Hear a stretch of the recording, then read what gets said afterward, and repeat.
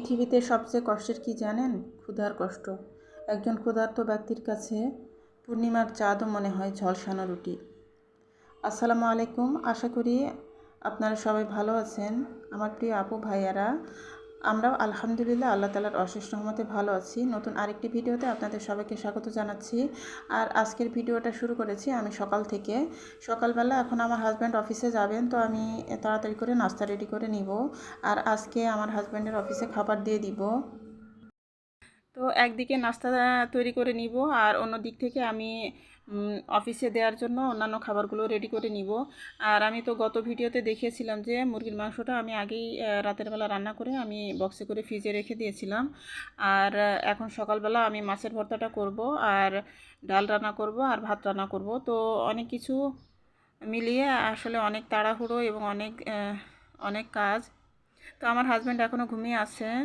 আর এখন এই যে আমার নাস্তা রেডি করে নেওয়া হয়ে গেছে। আমি ডিম পোস্ট করে নিয়েছি, আর সবজি করলাম, আর রুটি আছে, রুটিও গরম করে নিয়েছি। তো এই তো নাস্তা রেডি করে আমি এখন এই যে কিচেনে চলে এসেছি আবারও।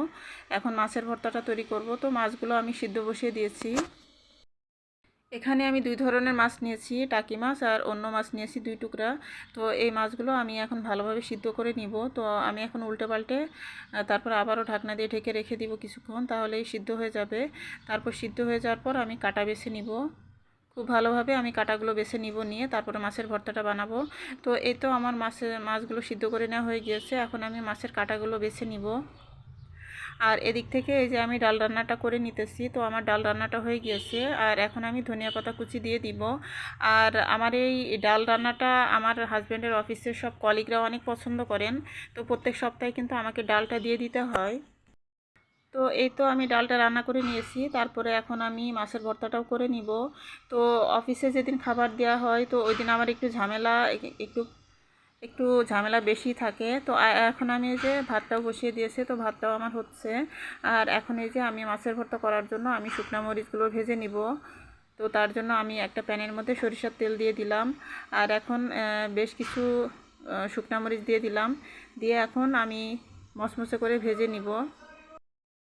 তো শুকনো মরিচগুলো ভাজতে ভাজতে প্রতিদিনের মতো আপনাদের কাছে সেই একই কথা বলে নেই যে আমার ভিডিও যদি আপনাদের কাছে একটুও ভালো লাগে, তো আমার ভিডিওতে একটা লাইক দিয়ে আমার ভিডিওটি দেখবেন প্লিজ।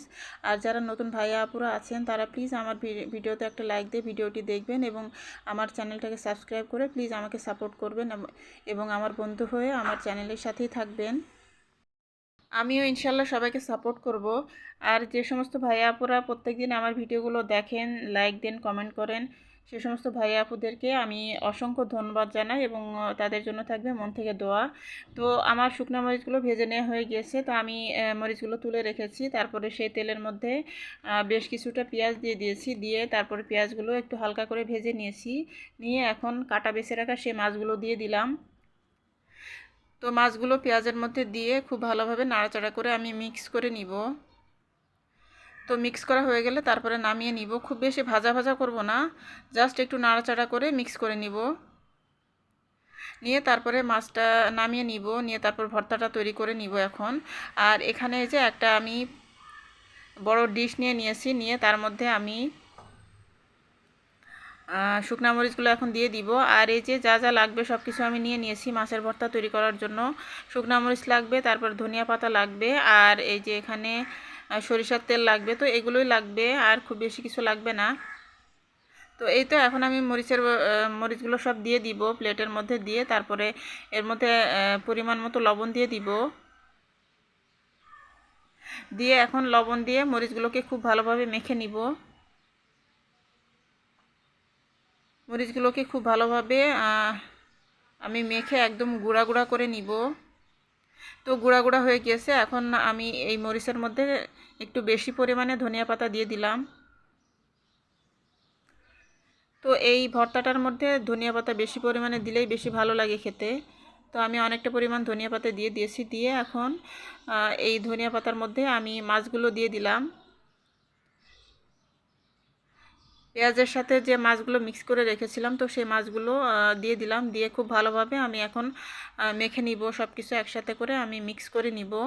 আর এর মধ্যে কিন্তু আমি সরিষার তেল আর ঘি দিয়েছিলাম, তো সেটা আসলে স্কিপ হয়ে গিয়েছে। তো আমি ভেবেছিলাম যে রেকর্ড হয়েছে, কিন্তু পরে দেখছি যে না, রেকর্ড হয়নি সেই অংশগুলো। তো এই ভর্তাটা আমার তৈরি হয়ে গিয়েছে, খুবই মজাদার মাছের ভর্তা। আর এই ভর্তাটা আমার হাজব্যান্ডের খুবই পছন্দের। তো আর আমি প্রায় প্রায় এই ভর্তাটা তৈরি করি আমার হাজব্যান্ডের জন্য, তো উনি খুবই পছন্দ করেন।